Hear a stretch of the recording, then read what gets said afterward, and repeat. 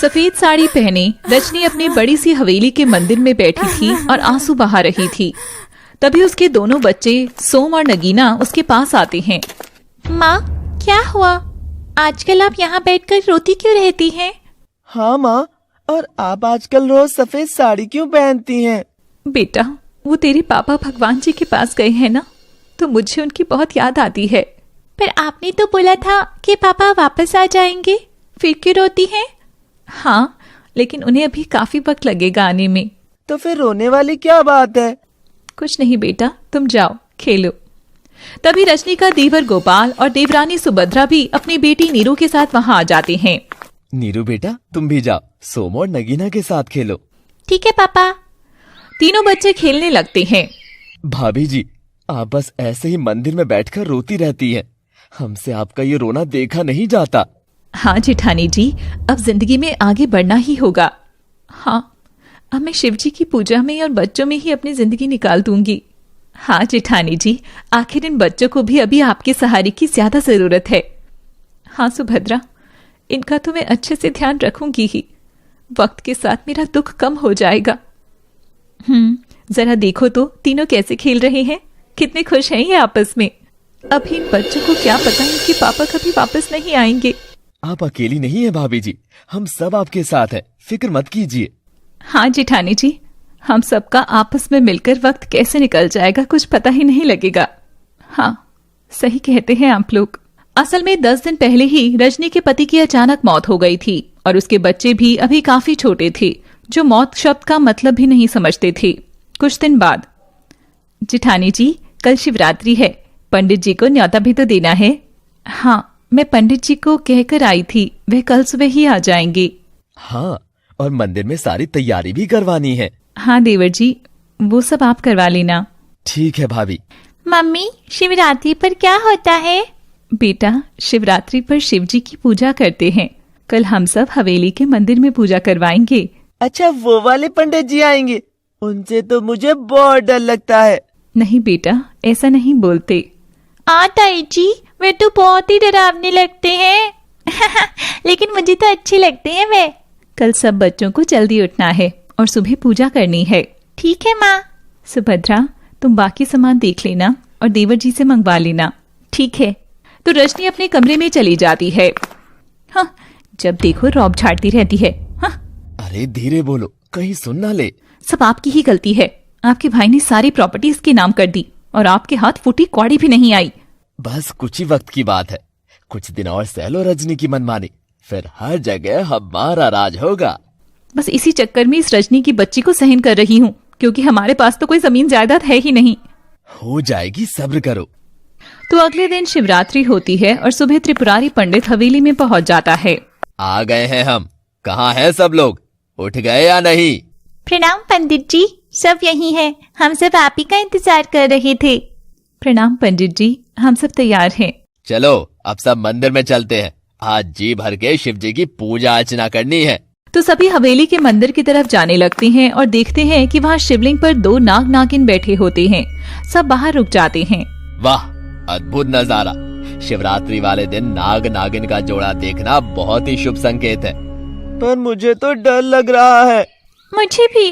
त्रिपुरारी पंडित के अलावा सब लोग नाग नागिन को देखकर डर गए थे। पंडित जी, लेकिन अब हम पूजा कैसे करेंगे? चिंता मत करो, मेरे पास बीन है, अभी बीन बजाऊंगा और ये नाग नागिन यहाँ से चले जाएंगे।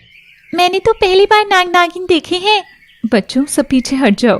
आप सब लोग जरा दूर चले जाइए, मैं इनको काबू कर लूंगा। तभी त्रिपुरारी पंडित अपने झोले में से एक बीन निकालता है और बजाने लगता है। बीन की आवाज सुनकर वह नाग नागिन काफी दूर झाड़ियों में चले जाते हैं। बच्चों, तुम तीनों कहीं दूर मत जाना, देखा ना, यहाँ पर नाग नागिन है, तुम्हें डस लेंगे।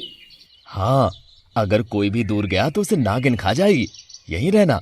ठीक है मम्मी, हम यहीं हैं। यहाँ पूजा में बैठ जाओ और अगर नहीं बैठना तो मंदिर में ही खेल लो। हम खेलेंगे।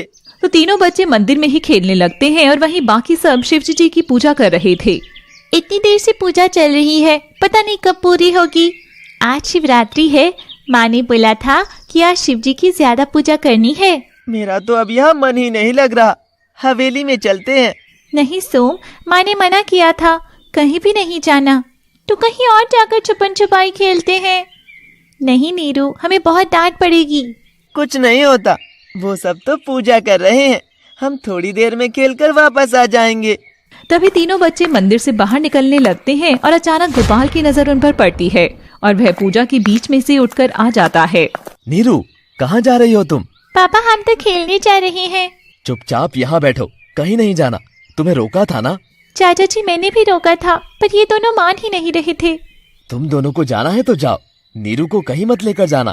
ठीक है चाचा जी। तो गोपाल नीरू को अंदर ले जाता है और अपने साथ बिठा लेता है। देवर जी, मेरे दोनों बच्चे कहाँ हैं? चिंता मत करो भाभी जी, वो यहीं खेल रहे हैं। मैं उन्हें समझा कर आया हूँ, वो कहीं नहीं जाएंगे। अच्छे से कह दिया ना? हाँ हाँ, नीरू तो अपनी मर्जी से ही मेरे साथ आई है। झूठ बोलते हैं पापा, धक्के से ले आए मुझे। चुप कर। तभी रजनी पीछे मुड़कर देखती है तो उसके बच्चे वहीं खड़े थे और रजनी को यह देखकर थोड़ा अच्छा लगता है। नगीना, चलो ना, मैं तो यहाँ खेलकर थक गया हूँ, हम वहाँ पेड़ के पास चलते हैं। अच्छा चल, चुपके से निकल। तो नगीना और सोम मंदिर से थोड़ा आगे पेड़ों की तरफ चले जाते हैं। नगीना, तुम छुप जाओ, मैं तुम्हें ढूंढता हूँ। ठीक है, तुम गिनती गिनो, तब तक मैं छुपती हूँ। आंखें बंद कर लो। 1 2 3 4। कहाँ जाऊँ, कहाँ छिपूं? नगीना यहाँ वहाँ देख रही थी, तभी उसे एक बड़ी सी झाड़ी दिखती है। इस झाड़ी के पीछे छुप जाती हूँ। तो जैसे ही नगीना झाड़ी के पीछे छिपती है, एक नागिन आती है और उसे डस लेती है। तभी नगीना के जोर से चिल्लाने की आवाज आती है। नगीना, क्या हुआ? कहाँ? नगीना की चीख मंदिर में सभी को सुनाई दे जाती है। रजनी घबराकर खड़ी हो जाती है। हे भगवान, ये तो नगीना की चीख है। माँ, चाचा जी, जल्दी आओ यहाँ, नगीना बेहोश हो गई है। तभी सब लोग पूजा छोड़कर उस तरफ आते हैं और देखते हैं कि नगीना के पैर पर सांप ने डसने का निशान है। रजनी रोते हुए उसे गोद में लेती है। हे भगवान, इसे तो नागिन ने डस लिया है। अब क्या होगा? नगीना बेटी की सांस भी रुक गई है। नहीं, शिवजी, यह क्या किया? पहले मेरा पति छीन लिया और अब मेरी बेटी भी। ऐसे मत करो शिवजी। आप चिंता मत करो भाभी, हम सब हैं आपके साथ। हाँ जेठानी जी, आप रहने दीजिए। देवर जी, आपने मेरे बच्चों का ध्यान क्यों नहीं रखा? इन्हें जाने से क्यों नहीं रोका? इन दोनों को भी साथ ही बिठा लेते। भाभी, मैंने समझाया था बच्चों को।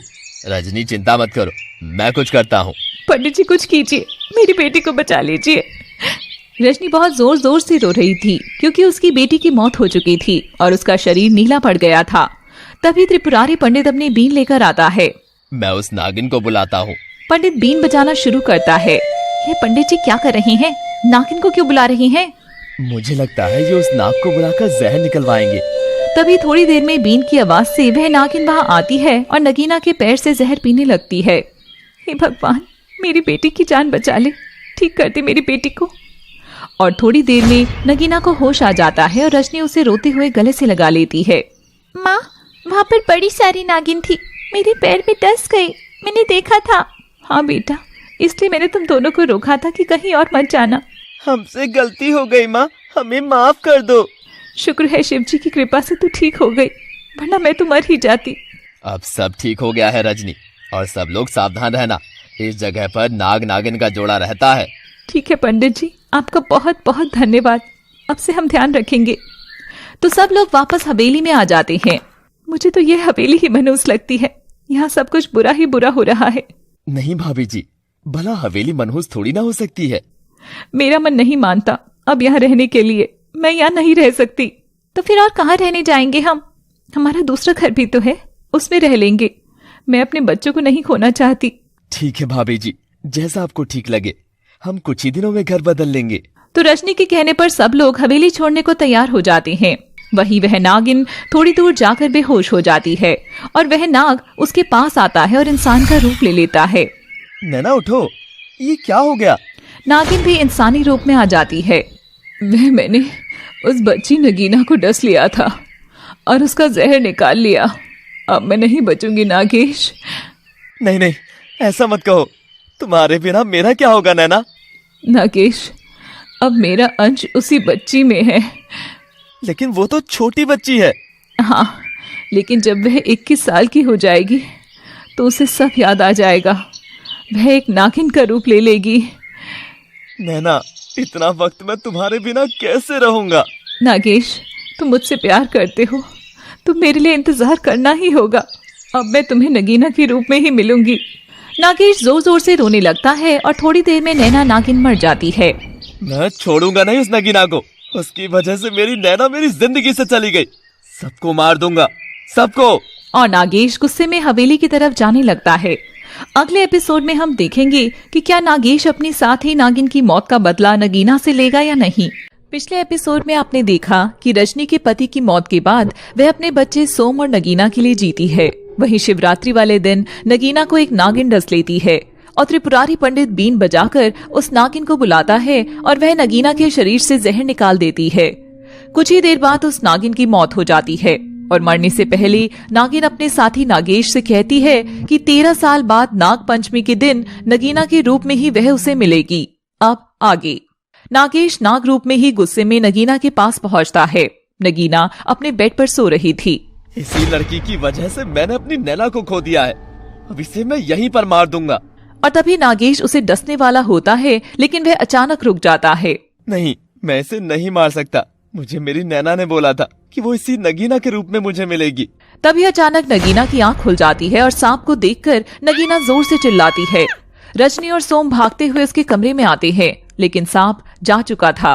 क्या हुआ नगीना, तुम चिल्लाई क्यों? माँ, यहाँ पर मैंने सांप को देखा था। लेकिन बेटा, यहाँ तो कोई भी सांप नहीं है। सच में माँ, यही मेरे बेड पर बैठा था, मुझे डसने आया था। बेटा, तुमने कोई बुरा सपना देखा होगा। नहीं माँ, मुझे बहुत डर लग रहा है। माँ, मुझे डर लग रहा है, कहीं वो सांप फिर से नगीना को डस ना ले। और रजनी रोते हुए अपने बच्चों को गले से लगा लेती है। चिंता मत कर बेटा, अब हम इस हवेली में नहीं रुकेंगे, कल ही हम यहाँ से चले जाएंगे। ठीक है माँ। तो अगले दिन रजनी हवेली से जाने की तैयारियां कर रही थी। भाभी, अभी से ही सारी तैयारियां करने लगी हो? हाँ देवर जी, अब मैं एक दिन और इस हवेली में रुकना नहीं चाहती। लेकिन कुछ दिन तो रुको भाभी, ऐसे कैसे अचानक से जाएंगे? मैं नहीं जानती, लेकिन नगीना ने कल फिर से हवेली में सांप देखा था और मैं अपने बच्चों की जान को खतरे में नहीं डाल सकती। क्या सांप फिर से आ गया था? हाँ, नगीना तो यही कह रही थी। भाभी, उसे कोई सपना आया होगा। हाँ जेठानी जी, सांप आता तो फिर से डस जाता ना उसे। शुभ शुभ बोलिए आप। अच्छा है मेरी बच्ची बच गई। तभी उनके घर पर त्रिपुरारी पंडित आ जाता है। क्या बात है, कहाँ जाने की तैयारी हो रही है? प्रणाम पंडित जी, हम ये हवेली छोड़कर जा रही हैं। हाँ पंडित जी, भाभी तो मान ही नहीं रहे। आप लोग बातें कीजिए, मैं जरा नगीना के पास जाती हूँ। तो रजनी वहां से चली जाती है। भला ऐसा भी क्या हो गया गोपाल? पंडित जी, आप कुछ भी करके रजनी भाभी को यहाँ से जाने से रोक लीजिए। अच्छा, लेकिन क्यों? देखिए, ये हवेली मुझे मेरे नाम करवानी है। आप अगर अभी भाभी को रोक लेंगे तो इस हवेली का आधा हिस्सा मैं आपको दे दूंगा। लालच दे रहा है तू मुझे। सोच लीजिए पंडित जी, अभी भी मौका है। ठीक है, मंजूर है। बस कैसे भी करके इस नगीना को हवेली से निकालना है, ये आगे चलकर खतरा बन सकती है। वो तो मुझ पर छोड़ दो। वो त्रिपुरारी पंडित हवेली के लालच में आ जाता है। तभी रजनी वहां आती है। रजनी, तुमने बताया नहीं कि ये हवेली छोड़कर क्यों जा रही हो? नगीना को फिर से सांप दिखा था, मैं बच्चों के लिए यहाँ जा रही हूँ। लेकिन यहाँ से जाना कोई सही उपाय नहीं है। पर क्यों पंडित जी? पहले बताओ कि नगीना बेटी कहाँ है, मुझे उससे बात करनी है। पंडित जी, वो बहुत डरी हुई है, कल उसे बुखार भी आ गया था, अभी वह अपने कमरे में है। ठीक है, मैं जरा उससे बात करता हूँ, फिर ही कुछ बता पाऊंगा। तो त्रिपुरारी नगीना से बात करने के लिए उसके कमरे में चला जाता है। बेटा, कैसी हो तुम? प्रणाम पंडित जी, मैं ठीक हूँ। कल क्या हुआ था, मुझे बताओ। पंडित जी, जब मैं सो रही थी तो एक सांप मेरे सामने बैठा था। अच्छा, फिर? मैं उसे देखकर डर गई, लेकिन वो वहाँ से चला गया। अच्छा हुआ, उसने तुम्हें कोई नुकसान तो नहीं पहुँचाया? नहीं पंडित जी। तभी त्रिपुरारी कुछ सोचने लगता है। कुछ तो रहस्य की बात है। सांप आया और नगीना को कुछ भी नहीं कहा, शायद वो नागमणि का रक्षक हो। खैर, रजनी ने हवेली छोड़ने की सारी तैयारियां कर ली थी। सुभद्रा, तुम भी सारी तैयारियां कर लो, अब हमें आज ही यहाँ से जाना होगा। ठीक है, करती हूँ। तो सुभद्रा मुंह बनाकर अपने कमरे में चली जाती है और उसके पीछे पीछे गोपाल भी पहुंच जाता है। आपकी भाभी ने तो हमें नौकर समझ रखा है, अब एक दिन में क्या सारी तैयारियां होती है? अब करनी ही पड़ेगी, और क्या करें बताओ? उस घर में जाकर भी क्या करें? वह घर भी तो भाभी के ही नाम है, हमारा तो कोई ठिकाना ही नहीं है। तुम चिंता मत करो, वो घर भी मैं अपने नाम करवा लूंगा और ये हवेली भी। कम से कम ये हवेली तो हमारे नाम होनी चाहिए। हाँ, अभी तो तुम तैयारी करो, भाभी को अकेले नहीं जाने देंगे। हाँ, वरना यह तो वही कब्जा करके बैठ जाएगी, हमें आने भी नहीं देगी। हाँ। तभी त्रिपुरारी पंडित वहाँ आ जाते हैं। रुक जाओ सब, कोई हवेली छोड़कर गया तो अनर्थ हो जाएगा। क्या? हाँ, अगर तुम गई तो तुम्हारी बेटी की मौत निश्चित है, सांप इसे छोड़ेगा नहीं। ये क्या कह रहे हैं आप पंडित जी? वही जो सच है, मैंने अपनी दिव्य शक्ति से सब देख लिया है, अब फैसला तुम्हारे हाथों में है। इतना कहकर त्रिपुरारी वहाँ से चला जाता है। क्या सोचा है भाभी आपने? नहीं नहीं, मैं नहीं जाऊंगी इस हवेली से। हाँ भाभी जी, पंडित जी बहुत पहुंचे हुए हैं, इनकी बात कभी गलत नहीं होती। ठीक कहते हैं आप, अब नहीं जाएंगे। पंडित की बात से रजनी बहुत डर जाती है और उस हवेली में ही रह जाती है। वहीं त्रिपुरारी और गोपाल मिलकर नगीना को निकालने की चाल चलते हैं और एक नकली सांप ले आते हैं। बस अब हमें जब भी मौका मिलेगा ये नकली सांप हमें नगीना को दिखाना है, ताकि उसके मन में दहशत बैठ जाए। हाँ पंडित जी, डर डर में रहेगी तो उसे रजनी यहाँ से कहीं और भेज देगी। तो घर में जब भी गोपाल को मौका मिलता वह नगीना के पास नकली सांप फेंक देता और नगीना जोर जोर से चीखें मारती थी, कभी कमरे में, कभी रसोई में, कभी छत पर।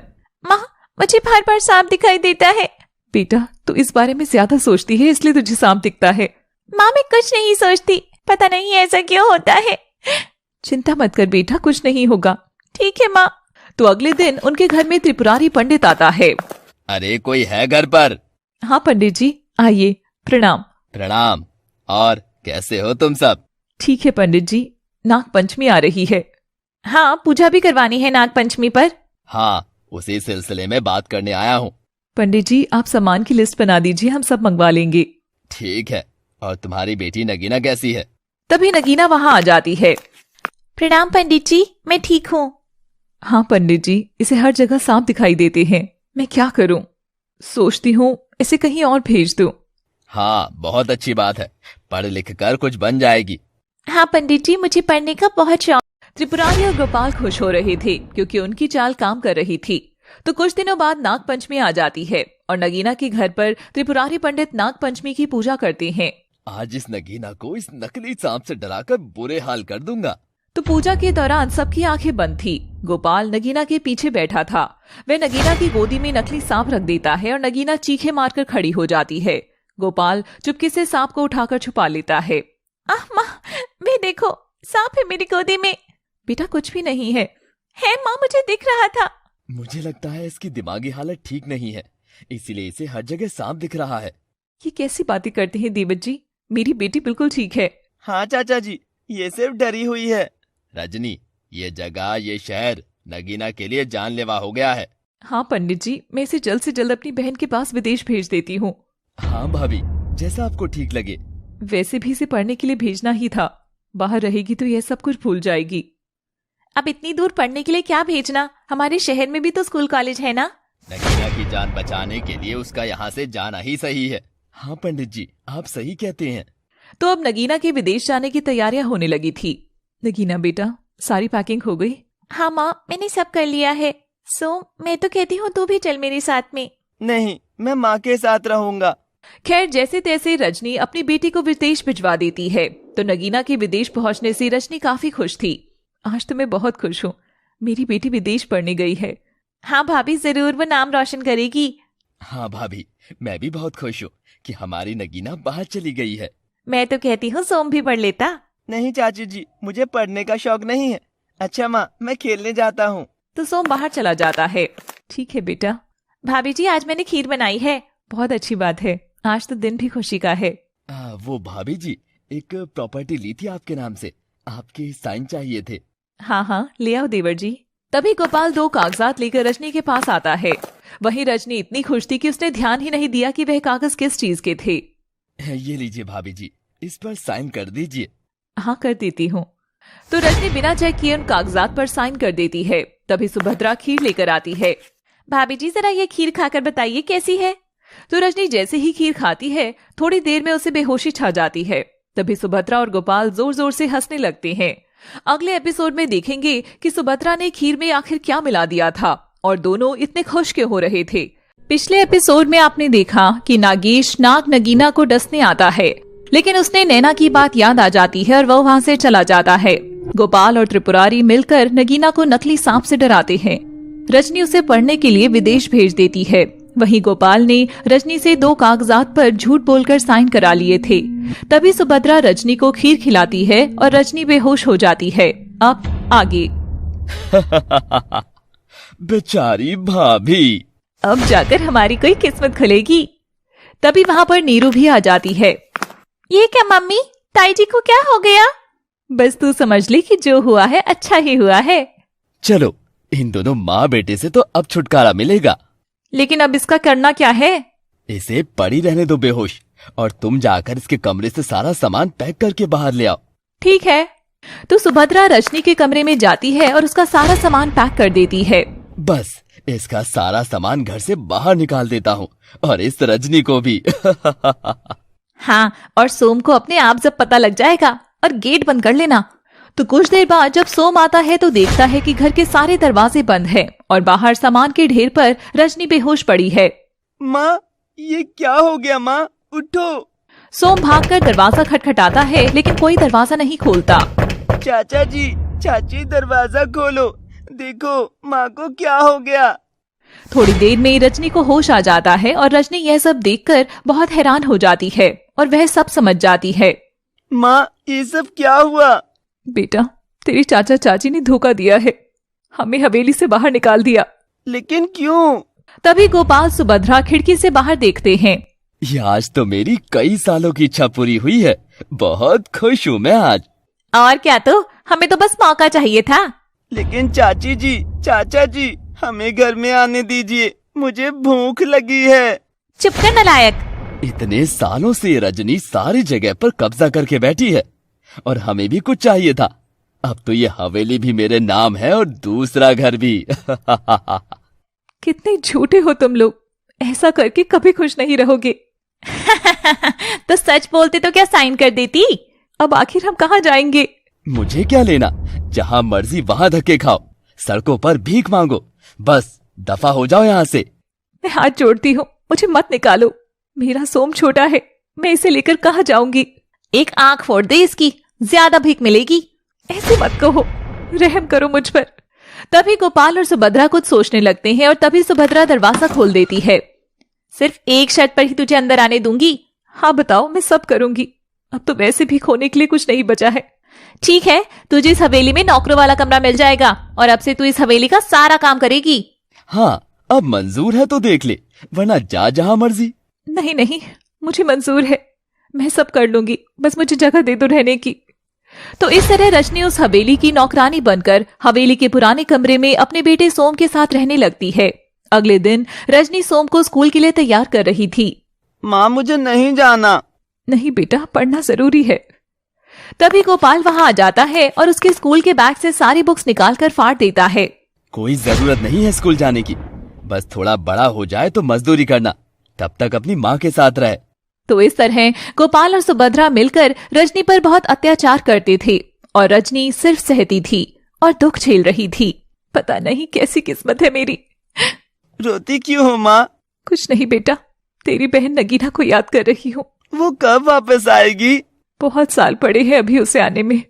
इन्हीं दुख और अत्याचारों के बीच 13 साल बीत जाते हैं और आखिर वह वक्त भी आ जाता है जब नगीना वापस अपने घर आ रही थी। तो नगीना अपने घर पहुंचती है। जैसे ही दरवाजा खटखटाती है, सामने नीरू आ जाती है। तुम कौन हो? नीरू, मैं हूँ नगीना। ओहो, कपड़े तो देखो इसके, इतना फैशन करके आई है महारानी। पर अच्छे लग रहे हैं ना? चुप कर नीरू। तभी रजनी और सोम अपनी फटी हालत में आते हैं और नगीना को गले से लगा लेते हैं। माँ, सोम, ये सब क्या हाल हो गया है आपका? ये सब चाचा चाची ने किया है। लो, आते ही चुगली शुरू। नगीना तू चल कमरे में। तो रजनी अपनी बेटी को अपने पुराने कमरे में ले जाती है और पिछले सालों की सारी बात बताती है। ये चाचा चाची ने हमें इतना बड़ा धोखा देकर अच्छा नहीं किया। अब क्या करे बेटा, आजकल किसी का भरोसा नहीं। चिंता मत करो माँ, अभी मैं आ गई हूँ, सब संभाल लूंगी। ठीक है बेटा। अगले दिन नगीना का बार बार मंदिर की तरफ पेड़ों वाली जगह जाने का मन करने लगता है। पता नहीं क्यों आज बार बार मेरा उस तरफ जाने का मन हो रहा है, जरा जाकर आती हूँ। तो नगीना मंदिर की तरफ उस जगह पर जाती है। तभी उस पेड़ों के बीच कोई लड़का दिखाई देता है। अरे, ये कौन है इस सुनसान जगह पर? शक्ल भी नहीं दिख रही। पीछा करती हूँ। तो नगीना पेड़ों के बीच अंदर तक जाती है और उस लड़के के पीछे पीछे जंगल की तरफ चली जाती है। सुनो, रुको, तुम कौन हो? तभी नागेश रुक जाता है। मैं नागेश हूँ। अच्छा। नगीना नागेश को देखकर काफी खुश थी क्योंकि नागेश का रूप ही ऐसा था। तुम तो दिखने में काफी अच्छे लगते हो और इस जगह पर क्या कर रहे हो? नागेश कुछ बोले बिना आगे चला जाता है। अरे इतना घमंड, जवाब भी नहीं दे रही। अच्छा, मुझसे दोस्ती करोगे? कभी नहीं, मैं यहाँ किसी के इंतजार में आता हूँ। अच्छा, कौन, लड़का या लड़की? मेरी साथी, मेरी जीवन संगिनी। नगीना को यह सुनकर बुरा लगता है। तभी उस तरफ सोम नगीना को आवाज लगाते हुए आता है। नगीना, नगीना कहाँ हो? और तभी नागेश एक पेड़ के पीछे छुप जाता है। हाँ सोम, क्या हुआ? तुम यहाँ क्यों आई हो? तुम्हें पता है ना ये जगह कौन सी है? बस मेरा मन कर रहा था यहाँ आने का। माँ को पता लगा तो वो तुम्हें बहुत डांटेगी। बचपन में इसी जगह पर तुम्हें सांप ने डसा था। चलो अब। सोम और नगीना वहाँ से चले जाते हैं, लेकिन दोनों की यह बात सुनकर नागेश बहुत खुश हो जाता है। इसका मतलब यही मेरी नैना है, ये वही लड़की है, नगीना। मैं बहुत खुश हूँ। तो अगले दिन सुबह नगीना उठती है तो उसे खिड़की के बाहर से पेड़ों के बीच नागेश दिखता है। ये तो वही लड़का है कल वाला, लेकिन अब मैं इसके पीछे नहीं जाऊं। वही नागेश नगीना को देखकर मुस्कुरा रहा था और उसे हाथों से इशारा करके बुला रहा था। पर ये मुझे बुला क्यों रहा है? जाकर पूछती हूँ। और जैसे ही नगीना बाहर जाती है वैसे वैसे नागेश पेड़ों के बीच आने लगता है। आगे जाने पर देखती है कि सामने एक सांप बैठा था। हे भगवान, सांप! पर वो लड़का कहाँ गया? मुझे यहाँ से भागना होगा।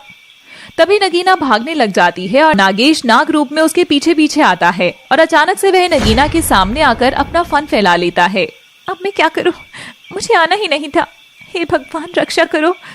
नगीना इस सांप को देखकर सुन पड़ जाती है और तभी नागेश इंसानी रूप में आ जाता है और यह देखकर नगीना को अपनी आंखों पर यकीन नहीं होता। ये क्या? नगीना, तुम मेरी नैना हो। तुमने मुझे पहचाना नहीं? तुम? पर ये कैसे संभव है? नगीना, मैं हूँ तुम्हारा नागेश। तुम्हें कुछ याद नहीं है? कौन सी याद? क्या बात कर रहे हो तुम? मुझे जाने दो। मैं तुम्हें यहाँ से जाने के लिए नहीं रोक रहा हूँ, लेकिन नगीना, हम दोनों एक दूसरे के लिए बने हैं। ये क्या बकवास कर रही हो तुम? तुम एक नाग हो? नगीना, तुम भी एक नागिन हो। बकवास मत करो, मुझे जाने दो यहाँ से। मैं हाथ जोड़ती हूँ। नहीं नहीं नगीना, हाथ मत जोड़ो। तुम यहाँ से जा सकती हो, लेकिन मैं जानता हूँ तुम एक दिन जरूर मेरे पास आओगी। नहीं, मैं दोबारा इस जगह पर कभी नहीं आऊंगी। मेरी याद और मेरा प्यार तुम्हें यहाँ खींच लाएगा। नहीं, ऐसा नहीं होगा। तुम मेरी नगीना हो और हम एक दूसरे के हैं। मुझे जाने दो। तभी नागेश अपना नाग रूप ले लेता है और वहां से चला जाता है और नगीना भी जल्दी घर आ जाती है। क्या हुआ बेटा? तू बहुत घबराई हुई लग रही है। नहीं माँ, कुछ नहीं हुआ, बस आज मैं थोड़ा थक गई हूँ। अच्छा, सो जा, कल वक्त पर उठ जाना। नाग पंचमी है, पूजा भी करनी है। तो रात में जब नगीना सोने जाती है तो बार बार उसका उसी जगह जाने का मन करता है। ये मुझे क्या हो रहा है? वे जगह मुझे खींच क्यों रही है? आखिर क्या बात है? तो रात के 12 बजे जैसे ही नाग पंचमी शुरू होती है, नगीना की आंख खुल जाती है और उसे बेचैनी होने लगती है। ये मुझे क्या हो रहा है? अचानक मेरा दम क्यों घुटने लग गया? छत पर चली जाती हूँ। छत पर जाने के बाद जैसे ही चांद की रोशनी नगीना पर पड़ती है तभी उसके हाथ पैर सांप जैसे होने लगते हैं। हे भगवान, ये मुझे क्या हो रहा है? मेरा शरीर क्यों बदल रहा है? वह धीरे धीरे नागिन का रूप ले रही थी और जोर जोर से चिल्लाने लगती है। ये क्या हो रहा है मुझे? कहीं उस नागेश की बात सच तो नहीं थी? और नगीना भी अब पूरी तरह नागिन बन गई थी। तभी नगीना देखती है कि छत पर कोई आ रहा था। तो अगले एपिसोड में हम देखेंगे कि क्या किसी ने नगीना का यह रूप देखा था और नगीना खुद को कैसे किसी की नजरों से बचाती है। पिछले एपिसोड में आपने देखा कि नगीना अपने घर वापस आ जाती है। उसका मंदिर वाली जगह जाने का मन करता है जहां वह नागेश से मिलती है। वहीं वह नागेश के प्यार को ठुकरा देती है। नाग पंचमी वाले दिन नगीना एक नागिन का रूप लेने लगती है और तभी उसकी चीखों की आवाज सुनकर कोई छत पर आने लगता है। अब आगे लगता है कोई ऊपर आ रहा है। मुझे जल्दी से इंसानी रूप में आना होगा। तभी वहां से सोम और रजनी ऊपर आते हैं और वह नगीना की तरफ देखते हैं और नगीना इंसानी रूप में आ चुकी थी। बेटा क्या हुआ? मुझे तेरी चिल्लाने की आवाजें आ रही थी। हाँ, बहुत जोर जोर से चिल्ला रही थी। क्या हो गया? और आधी रात में तू यहाँ छत पर क्या कर रही है? अरे माँ, शांत हो जाओ, कुछ नहीं हुआ। मैं तो बस खुली हवा में सांस लेने आई थी। पर चिल्लाई क्यों थी? कुछ नहीं, मेरे पास एक छिपकली आ गई थी। आपको पता है ना मुझे छिपकली से कितना डर लगता है। हाँ, ये तो मैं भी जानता हूँ। चल आ जा अब नीचे, सो जा। आप लोग चलिए, मुझे भी नींद नहीं आ रही। तभी रजनी और सोम वहां से चले जाते हैं। नगीना 1 घंटे तक वहीं रहती है और उसका फिर से मंदिर के पास जाने का मन करता है। अब मेरा मन कर रहा है कि मैं उस जगह पर जाऊं। ना जाने ये मुझे क्या हो जाता है। नगीना ना चाहते हुए भी उस जगह पर खींची चली जाती है और वहां उसे इंसानी रूप में नागेश मिलता है। मुझे पता था तुम जरूर आओगी। मैं तुमसे मिलने नहीं आई हूँ। अच्छा ठीक है प्रिय, वैसे बहुत बहुत बधाई हो। किस बात की बधाई? क्योंकि तुम नागिन रूप में आ गई हो। लेकिन तुम्हें कैसे पता? क्योंकि आज के दिन तो ये होना ही था। ये मुझे क्या हो रहा है? मुझे कुछ समझ नहीं आ रहा। नगीना चिंता मत करो, ये तुम्हारे साथ पहली बार हो रहा है, लेकिन ये तो होना ही था प्रिय। लेकिन क्यों? मेरे साथ ही क्यों? क्योंकि मेरी साथी नैना ने तुम्हें बचपन में डस लिया था और उसके अंश तुम्हारे अंदर आ गए थे। मरने से पहले नैना ने मुझसे कहा था कि वो मुझे तुम्हारे रूप में ही मिलेगी। लेकिन मैं तो एक इंसान थी। हाँ, लेकिन ईश्वर ने तुम्हें ही इसके लिए चुना है और मैं पिछले 13 सालों से तुम्हारा इंतजार कर रहा हूँ। क्या? सच में? हाँ नगीना, ईश्वर ने हम दोनों को एक दूसरे के लिए बनाया है। अब तो तुमने खुद देख लिया होगा। हाँ। और मैं तुमसे प्यार करता हूँ, तुम भी मुझसे करती हो, लेकिन तुम अभी उसे देख नहीं पा रही। लेकिन मैं किसी नाग से प्यार नहीं कर सकती। तुम कर सकती हो, तुम भी नागिन हो, लेकिन हम दोनों इंसानों वाली जिंदगी जी सकते हैं। शायद तुम सही कहते हो नागेश, इसी वजह से मैं हमेशा इस जगह की तरफ खींची चली आती थी। हाँ नगीना, अब मेरी बात तुम समझ रही हो। तभी नागेश अपनी बाहें फैला लेता है और बड़े प्यार से नगीना की तरफ देखता है। अब तो मेरे पास आ जाओ नगीना, मैंने तुम्हारा बहुत इंतजार किया है। हाँ नागेश, मैं सब जान गई हूँ। तभी नगीना नागेश को गले से लगा लेती है और दोनों बहुत खुश होते हैं। मुझे पता था ईश्वर मेरे इंतजार का मुझे अच्छा फल ही देंगे। तुम्हारा प्यार सच्चा था नागेश, इसलिए मैं ना चाहते हुए भी बार बार तुम्हारे पास आ जाती थी। हाँ प्रिय, तुम मेरी हो और मैं सिर्फ तुम्हारा। और यहीं से नागेश और नगीना के बीच प्यार भरे रिश्ते की शुरुआत होती है। आज हम पहली बार एक दूसरे से प्यार से मिले हैं। आज हमारे प्यार की शुरुआत हुई है। हाँ नागेश। तो नागलोक का ये नियम है कि हमें इस मौके का जश्न मनाना चाहिए। पर वह कैसे? हम दोनों अब इंसान रूप में नृत्य करेंगे और इस साथ का आनंद लेंगे। ठीक है। तभी नागेश और नगीना नृत्य करने लगते हैं। काफी देर तक नृत्य करने के बाद दोनों बैठ जाते हैं। मुझे सच में बहुत अच्छा लग रहा है नागेश तुम्हारे साथ। हाँ नगीना, लेकिन मुझे लगता है कि अब तुम्हें यहाँ से जाना चाहिए, सुबह होने वाली है। हाँ, तुम कितना ध्यान रखते हो मेरा, और मैं तुमसे इतने यूं ही डरती थी। कोई बात नहीं नगीना, मेरा भी परीक्षा का समय था। हाँ नागेश, अब मैं चलती हूँ। दोबारा कब मिलोगी? बस तुम याद कर लेना, तुम्हारी याद में मैं खींची चली आऊंगी। ठीक है नगीना। तो नगीना जैसे ही पेड़ों के बीच से बाहर निकलती है, वहाँ उसे त्रिपुरारी पंडित मिल जाता है और नगीना बहुत घबरा जाती है। नगीना, तुम यहाँ, और वो भी इस वक्त? हाँ पंडित जी, वो मैं बस। क्या हुआ, तुम डर क्यों रही हो? नहीं, बस मैं यहाँ मंदिर में आई थी। लेकिन मंदिर तो मैं खोलता हूँ और अभी तक मंदिर बंद है और मंदिर तो पीछे है। हाँ, वो यहाँ से कुछ आवाजें आ रही थी, इसलिए देखने चली आई।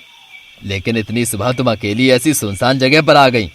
वो पंडित जी, आज नाग पंचमी है तो मुझे लगा कि मुझे सुबह जल्दी उठकर पहले मंदिर में जाना चाहिए। अच्छा, अब तुम आ ही गई हो तो पूजा करके ही चली जाना, मैं मंदिर ही खोल रहा हूँ। ठीक है पंडित जी, चलिए। तो त्रिपुरारी पंडित मंदिर खोलता है और सामने शिवलिंग पर नाग बैठा होता है। ओहो, यहाँ तो फिर से नाग बैठा है। ये यही रहता है? क्या बात है नगीना, आज तुम्हें डर नहीं लग रहा? नहीं पंडित जी, इसमें डरने वाली क्या बात है? पहले तो तुम बहुत डरती थी। हाँ, लेकिन अब मुझे डर नहीं लगता। ये तो अभी चला जाएगा। तभी नाग उस नगीना के पैरों के पास से होकर चला जाता है और वह बिल्कुल भी नहीं डरती। त्रिपुरारी पंडित यह देखकर हैरान रह जाता है। आखिर बात क्या है? नगीना डर नहीं रही नाग से, वरना ये लड़की तो नाग के नाम से भी कांपती थी। क्या हुआ पंडित जी, क्या सोच रही हैं आप? नहीं, कुछ नहीं, चलो पूजा करते हैं। तो पूजा करने के बाद नगीना अपने घर जाती है और तब तक उसकी माँ भी उठ गई थी। नगीना, यह तुम इतनी सुबह बिन बताए कहाँ चली गई? अरे माँ, मैं तो मंदिर गई थी पंडित जी के साथ, चाहो तो पूछ लेना। अच्छा बेटा, बताकर तो जाती। आज हवेली में नाग पंचमी की पूजा रखवाई है, अच्छा, तो सुबह त्रिपुरारी पंडित घर में आता है और सीधा गोपाल के पास चला जाता है। यह आज पंडित जी आते ही सीधा चाचा जी के पास कैसे चले गए माँ? पता नहीं बेटा, काफी सालों से पंडित जी पहले तेरे चाचा से ही मिलते हैं। माँ, आपको कुछ अजीब नहीं लगता? पहले तो पंडित जी ऐसे नहीं करते थे। मैंने तो इस बारे में कुछ भी नहीं सोचा, कोई बात करते होंगे। अच्छा। तो नगीना चुपके से नागिन का रूप लेकर उनके कमरे के अंदर चली जाती है और अलमारी के पीछे छुपकर उनकी सारी बातें सुनती है। पंडित जी, आप कुछ उपाय बताइए। अब क्या सारी जिंदगी ये तीनों हमारे घर में ही बैठे रहेंगे? तुम चिंता मत करो, पहले भी तो नगीना को घर से निकलवा दिया था ना, अब भी कुछ कर लेंगे। हाँ, एक नगीना की ही कमी थी, ऊपर से यह और आ गई। हाँ, पर मुझे तो नगीना दीदी अच्छी लगती है, उनके कपड़े कितने सुंदर हैं। चुप रह, तेरे अंदर तो दिमाग ही नहीं है, तो कुछ मत बोल। अब कौन सी चाल चले पंडित जी? फिलहाल तो मुझे सोचने दो, और अभी तो जाकर पूजा करते हैं। उनके सामने मेरा ये रूप नहीं आना चाहिए। नहीं नहीं, रजनी तो आपको पूजती है और आपकी हर बात मानती है। उन्हें क्या पता कि इस हवेली से बेदखल करने में आपका हाथ है, और बदले में आपने हमसे हवेली का आधा हिस्सा भी लिया था। इतने गुस्ताखी! चुप रहो सुभद्रा, तुम भी कैसी बातें करती हो? वो हमने अपनी मर्जी से ही दिया था। चलो। यह बात सुनकर नगीना के होश उड़ जाते हैं, क्योंकि नगीना और उसकी माँ त्रिपुरारी पंडित में बहुत विश्वास करते थे, लेकिन उन्हें क्या पता था कि पंडित इतना धोखेबाज है। पंडित जी, पूजा हो गई? हाँ बेटी। माँ, अब तो पूजा हो गई है, मैं पंडित जी से कुछ पूछना चाहती थी। हाँ बेटी, बोलो। पंडित जी, हमें इस हवेली से बेदखल करने के बदले आपने आधी हवेली अपने नाम करवा ली थी, और अब क्या लेने वाले हैं? यह बात सुनकर गोपाल का परिवार और पंडित हैरान हो जाते हैं। ये तुम कैसी बातें कर रही हो? मेरी माँ को और मुझे तो लगता था कि आप बहुत पहुंचे हुए पंडित हैं और कभी झूठ नहीं बोलते, पर आप तो कितने बुरे कर्म कर बैठे हैं। बेटा नगीना, ये तू क्या बोल रही है? माँ, मैं वही बोल रही हूँ जो सच है, आपको तो शायद यकीन ही नहीं हो रहा होगा। मैं भला पंडित जी को हवेली क्यों दूंगा? अच्छा, ऐसा है तो हवेली के कागजात दिखाइए, फिर बताऊंगी कि क्या देंगे। ज्यादा बहस मत कर, वरना तीनों को अभी धक्के मारकर बाहर निकाल दूंगा। निकाल कर देख लेना, उसका जवाब भी दे दूंगी मैं। रजनी, अपनी बेटी पर जरा काबू रखो, ये हद से आगे बढ़ रही है, और मेरा अपमान करके इसने अच्छा नहीं किया। नहीं पंडित जी, आप गुस्सा मत कीजिए, अब तो इसे मेरा श्राप लगेगा। इसके बाद त्रिपुरारी गुस्सा होकर वहाँ से चले जाते हैं। ये तूने क्या किया? माँ, चिंता मत कीजिए, ऐसे लोगों का कुछ नहीं हो सकता। रजनी, तेरी बेटी की जुबान बहुत लंबी हो गई है, लगता है काटनी पड़ेगी। काट कर देख लीजिए, आपको पता लग जाएगा। अच्छा, तो तू अब मुझे धमकी देने लगी है, अभी बताता हूँ। तभी हवेली में चारों तरफ सांप ही सांप आ जाते हैं, और वो गोपाल और सुभद्रा की तरफ जा रहे थे। यह सब नगीना ही कर रही थी। मम्मी, सांप! हे राम, इतने सारे सांप कैसे आ गए? सभी चिल्लाने लगते हैं। तभी नगीना जोर जोर से हंसने लगती है। जल्दी से चलो यहाँ से, कमरे बंद कर लो। हे भगवान, बेटा चल यहाँ से। माँ, चिंता मत करो, हमें कुछ नहीं कहेंगे। पर ऐसा कैसे हो सकता है? तुम डरो मत। तभी सांप के डर से गोपाल और सुभद्रा अपनी बेटी के साथ जाकर छुप जाते हैं। वही वह सांप भी वापस चले जाते हैं। आधी रात में नगीना नागेश के पास जाती है और नागिन बनकर कहीं छुप जाती है। नगीना, मैं जानता हूँ तुम आ गई हो, लेकिन कहाँ हो? तुम मुझे ढूंढो, मैं क्यों बताऊं? अच्छा, अब तुम मेरे साथ खेल रही हो? हाँ बिल्कुल, अब मुझे जल्दी से ढूंढो। ठीक है, अभी ढूंढ लूंगा। आखिर नागेश उसे ढूंढ लेता है और दोनों इंसानी रूप में आ जाते हैं। देखा, ढूंढ लिया ना? हाँ, तुम तो मुझे हर जगह ढूंढ ही लेते हो। तुम्हारे सिवा मेरा है ही कौन, तुम्हें तो ढूंढना ही पड़ेगा। हाँ नागेश, मैं सिर्फ तुम्हारी हूँ। और नागेश और नगीना एक दूसरे को गले लगा लेते हैं, और वहीं दूर से त्रिपुरारी पंडित यह सब देख लेता है। तो ये है सच्चाई, नगीना एक नागिन है, इसीलिए वो सब हो रहा था। मुझे तो पहले ही इस लड़की पर शक था। वह नागेश और नगीना से इस बात से बेखबर थे कि त्रिपुरारी उनकी सच्चाई जान गया है। अब तो मेरी जिंदगी में बाहर आ जाएगी। बिना मेहनत के ही नाग बड़ी मिल जाएगी, और क्या चाहिए भला। तो अगले एपिसोड में हम देखेंगे कि त्रिपुरारी नगीना की यह सच्चाई जानकर क्या करता है, और क्या नगीना का यह राज सबके सामने आएगा। पिछले एपिसोड में आपने देखा कि नगीना ने नागेश को स्वीकार कर लिया था। वहीं नगीना ने त्रिपुरारी पंडित की सारी सच्चाई भी अपनी माँ को बता दी थी। त्रिपुरारी पंडित को पता लग चुका था कि नगीना एक नागिन है और वह नागेश नाग से मिलने चाहती है। वहीं त्रिपुरारी पंडित नगीना की नागिन होने की सच्चाई सबको बताने वाला था। अब आगे नागेश से मिलने के बाद नगीना घर आ जाती है और थोड़ी ही देर बाद त्रिपुरारी पंडित भी उनके घर पहुंच जाता है। है क्या कोई घर में? पंडित जी आप अचानक से इतनी सुबह सुबह? जरा नगीना को तो यहाँ बुलाओ। क्या हुआ पंडित जी, आप काफी भड़के हुए लग रहे हैं। नहीं नहीं, मैं बहुत खुश हूँ, सच में बहुत खुश हूँ मैं। अच्छा, ऐसा क्या हो गया? अभी पता लग जाएगा जब तुम्हें अपनी नागिन बेटी की सच्चाई पता लगेगी। क्या नागिन? आप कहना क्या चाहते हैं पंडित जी? हाँ सही सुना, नगीना तुम्हारी बेटी एक नागिन है। आप कैसी बातें कर रहे हैं पंडित जी, मैं नहीं मानती ये सब। अभी सब दिख जाएगा। यह असंभव है पंडित जी, मैं तो आपकी बातों से हैरान हूँ। कहीं आप कोई मजाक तो नहीं कर रहे? मैं मजाक नहीं करता, मैं एक तंत्र मंत्र वाला पंडित हूँ, मेरी बातें मजाक नहीं होती। तभी त्रिपुरारी बीन बजाने लगता है और नगीना को बीन की आवाज सुनाई देने लगती है और तभी वहाँ एक सांप रेंगते हुए आ जाता है। माँ ये देखो सांप। हाँ बेटा दूर रहे। देखा, आ गई तेरी बेटी। नहीं, यह मेरी बेटी नहीं है। तभी त्रिपुरारी और जोर से बीन बजाने लगता है और तभी वह सांप इंसानी रूप में आ जाता है और वह और कोई नहीं बल्कि नगीना ही थी। देखो सब सच्चाई। घर के सभी लोगों को यह देखकर होश उड़ जाती है।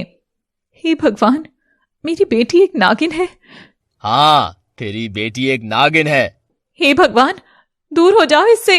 हाँ, सब दूर रहो, अब तो ये नागिन सिर्फ मेरे काम आएगी। नगीना तुम एक नागिन हो, माँ देखो ना।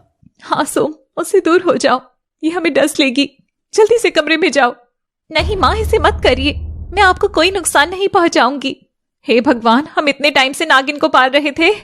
ये रजनी ने ही नागिन पैदा की है, अब हम इनके साथ एक पल नहीं रह सकते। लेकिन माँ, नगीना ने तो कभी किसी को नुकसान नहीं पहुंचाया, हम इतने वक्त से साथ ही तो थे। तू चुप कर। नगीना चुपचाप मेरे साथ चलो। हरगिज नहीं दुष्ट, मैं तेरे साथ कभी नहीं जाऊंगी। ऐसे नहीं मानेगी तू। तभी त्रिपुरारी उस पर एक पाउडर छिड़क देता है जिससे नगीना तड़पने लगती है। माँ बचाओ मुझे माँ। नहीं, मैं कुछ नहीं कर सकती, मैं एक नागिन का साथ नहीं दे सकती। चलो माँ कमरे में। तभी रजनी और सोम कमरे में चले जाते हैं। तभी त्रिपुरारी नगीना पर बार बार पाउडर छिड़कता है जिससे नगीना बेहोश हो जाती है। गोपाल, नगीना को उठाकर मेरे साथ चलो। लेकिन कहाँ? हम इससे नागमणि लेना चाहते हैं और मुझे इसमें तुम्हारी मदद चाहिए। और इसके बाद गोपाल नगीना को उठाकर त्रिपुरारी के साथ किसी रहस्यमयी जगह पर चला जाता है। इसे कहाँ लेकर जाना है पंडित जी? इस नगीना को हम पहाड़ी की गुफा में ले जाते हैं और वहाँ मैं इसे तड़पाऊंगा और इससे नागमणि लेकर ही रहूंगा। तो त्रिपुरारी और गोपाल बेहोश नगीना को उठाकर एक गुफा में ले जाते हैं और पंडित वहाँ बीन बजाना शुरू करता है। तभी नगीना को होश आता है। त्रिपुरारी, मुझे छोड़ दे दुष्ट, तू मुझे उठाकर क्यों ले आया है यहाँ? क्योंकि मुझे नागमणि चाहिए, भले उसके लिए मुझे कुछ भी करना पड़े। तुझे नागमणि कभी नहीं मिलेगी, तू ढोंगी है। नागमणि तो तुझे देनी ही पड़ेगी, अब मेरे चंगुल से बचकर कहाँ जाएगी? चाचा जी मुझे बचाइए, ये ढोंगी आपको भी मार देगा। नहीं, मैं तुझे कभी नहीं बचाऊंगा नागिन। तो नगीना बहुत भागने की कोशिश करती है लेकिन त्रिपुरारी बार बार एक पाउडर छिड़क कर उसे रोक लेता है। नगीना चिल्लाती है, मुझे छोड़ दे, मुझे जाने दे। हरगिज नहीं, अब मुझे नागमणि दिए बिना तू यहाँ से नहीं जा सकती। मैं नागिन हूँ और मैं नागमणि की रक्षा करती हूँ। फिर रक्षा करती करती तू भी मारी जाएगी। मैंने पहले भी कई नागिनों को मारा है, अब तू भी मर। दुष्ट, तेरा अंत बहुत बुरा होगा। मेरा अंत तो जब होगा तब होगा, अभी तो तेरा अंत है। तो इसी तरह त्रिपुरारी उस पाउडर से और बीन बजाकर नगीना को तड़पाता है। नगीना कभी नाग बनती है तो कभी इंसान। बहुत मजा आ रहा है मुझे इसे तड़पाने में। हाँ, आज इस नागिन का आखिरी दिन है। और वही नागेश को अपने भीतर यह एहसास हो गया था कि नगीना किसी मुसीबत में है। हे भगवान, मुझे लग रहा है नगीना किसी मुसीबत में है। तभी नागेश नाग रूप में हवेली में चला जाता है पर उसे नगीना कहीं दिखाई नहीं देती। मुझे एहसास हो रहा है कि नगीना बहुत बड़ी मुसीबत में है, मुझे उसके पास जाना होगा। तभी नागेश अपने एहसास से पहाड़ी की गुफा में पहुंच जाता है और वह देखता है कि त्रिपुरारी पंडित नगीना को बहुत तड़पा रहा था। छोड़ दे मेरी नगीना को, वरना तू मारा जाएगा। ओ, तुम्हारा नाग साथी भी आ गया। अब दोनों साथ ही मरेंगे। हम नहीं, तुम दोनों मरोगे। जाने दे इसे। मुझे इससे नागमणि चाहिए। इसे समझाओ कि मुझे नागमणि दे और अपनी जान बचा ले। तुझे नागमणि कभी नहीं मिल सकती, तू इसके लायक नहीं है, नीच। तभी नागेश भी इंसानी रूप में आ जाता है और त्रिपुरारी नागेश को भी तड़पाने लग जाता है। छोड़ दे मेरे नागेश को पापी। अब तू पहले तेरे नागेश को ही मरते देख। नहीं, ऐसा मत कर, इसे जाने दे। अगर तू इसकी जिंदगी बचाना चाहती है तो नागमणि लाकर दे दे हमें। नहीं नगीना, नागमणि किसी भी कीमत पर नहीं देनी है। ठीक है, तो फिर दोनों एक दूसरे की मौत का तमाशा देखो। कभी त्रिपुरारी नागेश पर पाउडर छिड़ककर उसे और ज्यादा तड़पाता, कभी वह नगीना को तड़पाता तो कभी नागेश को। अभी भी सोच ले नगीना, इसकी जान बचा ले। नहीं नगीना, चाहे मैं मर जाऊं, लेकिन नागमणि इनके हाथ कभी नहीं आनी चाहिए। लेकिन नगीना से नागेश की पीड़ा देखी नहीं जा रही थी। आखिर वह हार मान लेती है। रुक जा त्रिपुरारी, रुक जा, मैं तुझे नागमणि लाकर दे दूंगी। कहीं तू झूठ तो नहीं बोल रही? नहीं नहीं, मैं सच में लाकर दूंगी। मेरे नागेश को छोड़ दे। तभी त्रिपुरारी रुक जाता है। ठीक है, जब तक तू नागमणि को लेकर मेरे पास नहीं आती तब तक ये नागेश मेरे कब्जे में रहेगा। जल्दी जा नगीना और नागमणि लेकर सीधा यहाँ आ जा। अगर नहीं आई तो मैं तुझे फिर से पकड़ ही लूंगा और नागेश भी मारा जाएगा। नहीं नहीं, इसे कुछ मत कहना, मैं जरूर आऊंगी। तो तभी नगीना अपने नागिन रूप में आ जाती है और जल्दी से हवेली में पहुंचती है और फिर से इंसान बन जाती है। माँ सो, मुझे आपकी मदद चाहिए। दूर हो जा नागिन मुझसे, हमें तुझसे डर लगता है। नहीं माँ, ऐसे मत कहो, मुझे मदद चाहिए, वरना वे लोग नागेश को मार देंगे। भला हम इसमें क्या कर सकते हैं, और ना जाने कौन है ये नागेश। माँ, त्रिपुरारी पंडित बहुत बुरा है, तांत्रिक है, उसे नागमणि चाहिए और नागेश से मैं प्यार करती हूँ। तो तू मेरे पास क्यों आई है नागिन? यहाँ से चली जा नागिन, हमें तुमसे बहुत डर लग रहा है। आप लोग मुझसे मत डरिए, मैं किसी को कुछ नहीं कहूंगी। लेकिन कोई भी नगीना की बात सुनने को तैयार नहीं था। वह रोती हुई वहां से वापस चली जाती है। अब मैं क्या करूं, मुझे कुछ समझ नहीं आ रहा। मैं नागेश को मरने के लिए नहीं छोड़ सकती। और फिर नगीना पेड़ों के बीच एक जगह पर जाती है जहाँ मिट्टी में एक शिवलिंग होता है। उस पर ही नागमणि रखी होती है। हे शिव शंकर, मुझे माफ कर देना, लेकिन मुझे यह नागमणि लेकर जानी ही होगी, वरना वह लोग नागेश को मार देंगे। तो जैसे ही नगीना नागमणि निकालती है, वहाँ पर हर तरफ से 4 सांप आ जाते हैं और सभी इंसानी रूप ले लेते हैं। मुझे जाने दीजिए साथियों, वरना वह लोग नागेश को मार देंगे। नहीं, हम तुम्हें ये नागमणि नहीं ले जाने दे सकते। लेकिन मेरा नागेश मुसीबत में है। नगीना सही कह रही है, हमें इसकी सहायता के लिए इसके साथ जाना चाहिए। नहीं बहन, वह तुम लोगों को भी मार देंगे। चाहे जो हो, हम नागेश को बचाएंगे। लेकिन अभी मुझे यह नागमणि लेकर जाने दो, मैं आपके आगे हाथ जोड़ती हूँ। अगर मैं नागमणि के बिना गई तो नागेश की मृत्यु निश्चित है। ठीक है, तुम ये नागमणि ले जाओ, हम भी वहां पर आएंगे और तुम्हारी सहायता करेंगे। तो नगीना जल्दी से नागमणि लेकर उस गुफा में पहुंच जाती है। त्रिपुरारी और गोपाल उसे देखकर बहुत खुश हो जाते हैं। शाबाश नगीना, जल्दी से नागमणि मुझे दे दो। तो गोपाल नागमणि अपने हाथ में लेता है। तभी त्रिपुरारी को गुस्सा आ जाता है। गोपाल, छोड़ दे इस नागमणि को, तू इसे हाथ लगाएगा, तू इस लायक नहीं है। पंडित जी, ये आप क्या कह रहे हैं? तभी त्रिपुरारी अपनी शक्ति से उस पर एक सांप छोड़ देता है और वह गोपाल को डस लेता है। गोपाल वहीं मर जाता है और त्रिपुरारी वह नागमणि उठाकर वहां से भागने लगता है। नागमणि मिल गई। तभी उसके सामने बहुत सारे नाग नागिन आ जाते हैं और त्रिपुरारी के ऊपर चढ़ने लगते हैं। छोड़ दो मुझे, जाने दो। धोखेबाज नगीना, तू अपने साथियों को लेकर आई थी। तूने भी तो धोखा दिया था, और मैं तो अच्छे कार्य के लिए ही यह सब कर रही थी। ये तूने अच्छा नहीं किया। तभी वह सभी नाग नागिन त्रिपुरारी पर चढ़कर उसे मार देते हैं और इस तरह से नागमणि की सुरक्षा भी हो जाती है। आप सभी का बहुत बहुत धन्यवाद साथियों। हाँ, आज आप ही की वजह से हम दोनों जिंदा हैं। कोई बात नहीं बहन, ये तो हमारा फर्ज था। अब हम इस नागमणि को लेकर वापस उसी जगह पर जा रहे हैं। ठीक है, तो सभी नाग नागिन उस नागमणि को लेकर चले जाते हैं। वहीं नगीना और नागेश घर पहुंचते हैं। त्रिपुरारी पंडित ने गोपाल चाचा जी को मार दिया। नहीं। हाँ चाची जी, मैंने कहा था ना कि वह पंडित धोखेबाज है। तभी सुभद्रा और नीरू जोर जोर से रोने लगते हैं। मैं भी माँ को कहती थी, लेकिन इन्होंने मेरी कभी बात नहीं सुनी। इन्हीं की वजह से आज मेरे पापा इस दुनिया में नहीं रहे। नहीं नीरू, ऐसे मत कह, मुझसे गलती हो गई। माँ, मैं यहाँ से हमेशा हमेशा के लिए जा रही हूँ। माँ जी, हमें आशीर्वाद दीजिए। नहीं नागेश, ये हमसे डरते हैं। और ये हमें कभी नहीं अपनाएंगे। अब हम अपनी ही दुनिया में खुश रहेंगे। ठीक है नगीना, अब हम चलते हैं। अब से आप इस हवेली में खुशी खुशी रहिएगा। तो इसके बाद नागेश और नगीना नागलोक में एक साथ खुशी खुशी रहते हैं। वहीं उसका परिवार भी अब अच्छे से हवेली में रहता था, लेकिन वह लोग गोपाल को खो चुके थे। बुरे कर्म का बुरा